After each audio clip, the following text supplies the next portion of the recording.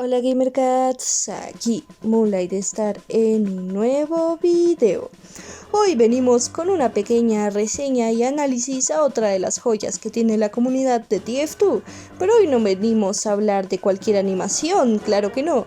Hoy venimos a analizar una animación que rompió muchas barreras como nunca lo habíamos visto antes. Exacto, estoy hablando de Nemesis Blue, que es una completa pieza cinematográfica digna de ser reconocida y el proyecto surfilmmaker más ambicioso que vimos en mucho tiempo.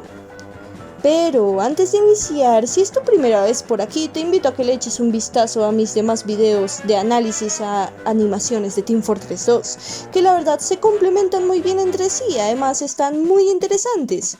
También, si te interesa tener arte super fachero con tus loadouts de TF2, no dudes en echarle un vistazo a mi Instagram, en el que siempre tengo comisiones abiertas. Acepto PayPal e ítems de TF2, así que les dejo los links necesarios en la descripción.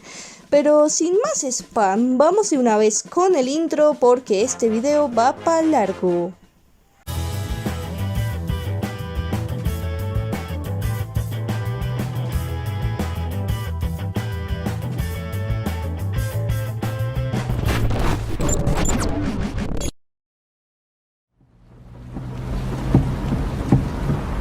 Hey, Doc, Yes?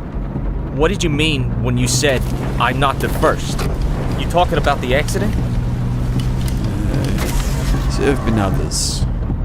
You telling me that this has happened before? Doc, what is wrong with the respawn machine?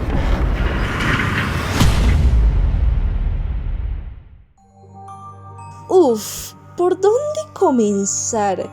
Lo primero que puedo decir es que este video no es un resumen de la película o un análisis extremadamente profundo. Para eso ya están un par de videos larguísimos de personas del fandom angloparlante que analizan la película fotograma por fotograma. En este video voy a hablar acerca de los aspectos que en mi opinión hacen que esta película funcione y que sea algo casi sin precedentes. También me veo en la necesidad de aclarar que literal yo no le sé a las películas de terror, así que no puedo poner demasiados ejemplos. Por eso voy a hablar de la película por lo que es y no voy a hacer comparaciones. Esta película fue una experiencia potente para mí, pues literal me tuve que ver la película en 2 sesiones porque me dejó la cabeza muy petada.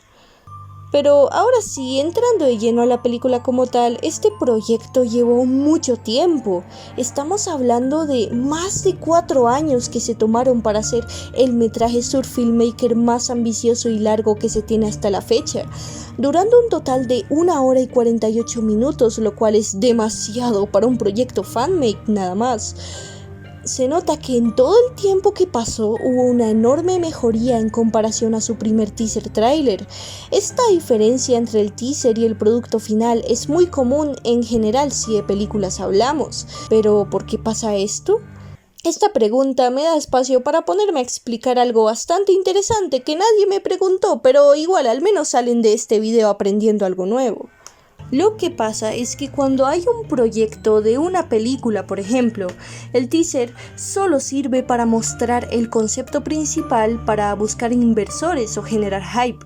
Normalmente estos teasers suelen ser sus propias producciones desde cero, porque son hechos antes de estar animando o grabando el producto final, o sea, en la etapa de preproducción. Por eso muchas veces hay cambios estéticos muy grandes o escenas que no aparecen en la película. Luego, cuando toda la película ya está finalizada, ahí sí se suelta el tráiler final, que al contrario del teaser, sí contiene 100% escenas del producto final. Por eso, entre el primer teaser tráiler y la propia Nemesis Blue se evidencia una enorme mejoría. Otro punto importante a destacar es el anterior corto del canal responsable de este proyecto, Fortress Films, el cual es este corto llamado The Spy Disguise. Corto que merece su propio video, pero en normas generales, desde ese corto ya podíamos ver unos cuantos indicios de ese giro tan oscuro y turbio que Nemesis Blue le da al universo de TF2.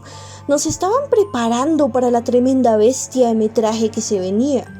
Ahora, entrando de lleno en Nemesis Blue como tal, primero podemos destacar el aspecto técnico, el cual es simplemente impresionante. Su fotografía es extremadamente cinematográfica, se nota hecha por alguien que conoce bastante bien el tema. También contiene muchas referencias a películas de culto como El Resplandor. También tiene un excelente voice acting y un apartado sonoro muy inmersivo y trabajado. Desde cosas tan grandes del ambiente como la lluvia o el fuego, hasta lo más pequeño como el sonido de las telas de la ropa, los pasos y las pequeñas piezas metálicas. Todo el apartado sonoro es simplemente impecable y juega a favor para generar tensión, porque como mencioné en otras ocasiones, un buen apartado visual no es absolutamente nada si el aspecto de sonido no está a la altura. El apartado sonoro es más importante de lo que se cree, si no vuelvan a ver la película, pero prestando atención a los sonidos y verán lo extremadamente inmersivo que pueden llegar a ser con esos pequeños detalles.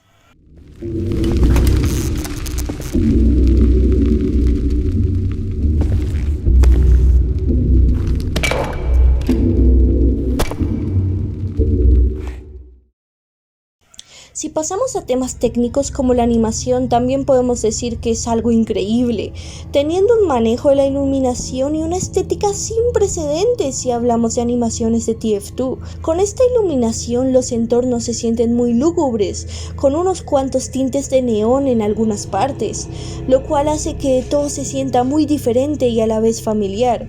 Convierte esos lugares familiares para los jugadores, llenos de alegría y disparates, en algo extremadamente inquietante, más en específico si hablamos de Twofold, que es el lugar donde la mayoría de la historia se desarrolla. Este proyecto exprime Surf Filmmaker al máximo, haciendo un uso de los efectos y colores a un nivel casi que profesional. Otra cosa muy interesante que logra la animación está en las expresiones de los personajes.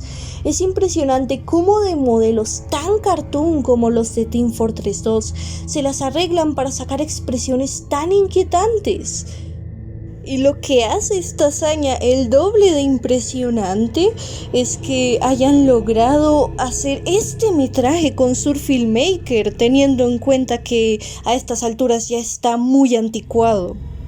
Ahora, pasando más al asunto, la historia es completamente intrincada, oscura y seria, tanto así que se siente como un contexto inimaginable para el universo y personajes de TF2. Nemesis Blue retira por completo la comedia, lo cual es técnicamente la esencia de TF2, pero sorpresivamente se sigue sintiendo como TF2, porque la esencia del juego no es su género, son sus personajes. Los puedes poner en cualquier contexto y se van a seguir sintiendo familiares. El concepto que maneja Nemesis Blue es una extraña mezcla entre lo desconocido y lo familiar. El simple hecho de jugar con un concepto tan cotidiano para todos los jugadores como lo es el respawn es simplemente brillante. Inventarle una razón canon a una mecánica del juego tan básica como el respawn parece algo sacado de un creepypasta edgy o una teoría turbia del respawn, pero en Nemesis Blue la ejecución es excelente, convirtiendo esto en un concepto muy original. La historia de Nemesis Blue le da un giro de 180 grados al universo de TF2 de una manera retorcida en la que se cuestiona la propia moral de los personajes y la batalla en la que forman parte. Conceptos que se suelen tratar con comedia en TF2 aquí se convierten en algo completamente aterrador e irreconocible. La seriedad de todos los personajes es impresionante, y como he mencionado en otras ocasiones, me encanta ver a estos personajes en contextos más serios porque tienen todo el potencial del mundo para hacer funcionar una historia así. Irónicamente, de todos los personajes, Soldier es el más cuerdo. Un detalle que realmente aprecio es que aunque Nemesis Blue sea algo aparentemente lejano del contenido original, sigue conservando cosas esenciales como la amistad del Soldier Blue y el Demoman Red. La máquina de reaparición es un concepto muy inquietante e inhumano por todas sus consecuencias y secuelas a nivel psicológico y físico, quebrando la integridad de esos pocos sujetos que fueron compatibles y llevándolos lentamente hacia la locura, sin siquiera estar al 100% seguro de que no habrá alguna vez un desfase en el respawn. Y esa frase de que es una eternidad ahí adentro describe perfectamente cómo se siente que tengas que esperar 20 segundos para reaparecer. Pero volviendo a modo serio, esta película maneja un terror existencial y la dudosa moral de jugar con la barrera de la vida y la muerte y sus consecuencias a nivel humano.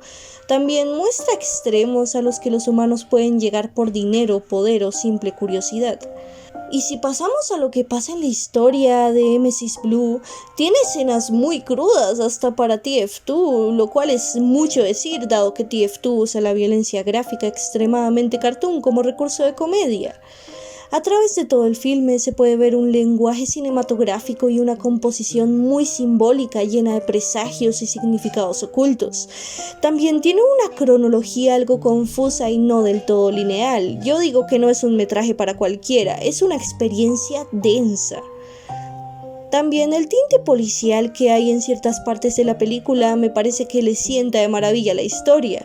También hay escenas extremadamente inquietantes y mantiene el suspenso y la acción con un ritmo poco usual pero muy dinámico.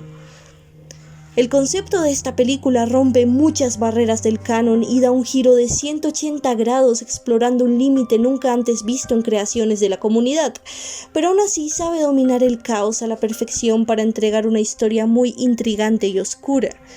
En conclusión, Mrs. Blue es un proyecto fan-made que, tanto en su aspecto técnico como en su historia, es algo sin precedentes y algo que definitivamente dejó una marca enorme en la comunidad, simplemente una de las mejores obras cinematográficas hechas por la comunidad de TF2.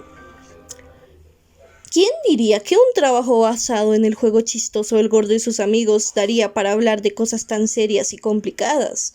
Pero la última palabra la tienen ustedes, así que dejen su opinión de Mrs. Blue en los comentarios.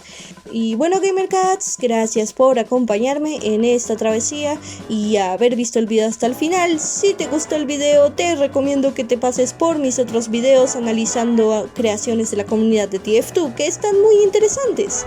También les adelanto que la próxima joyita a analizar es Team Neighborhood, así que espérenlo.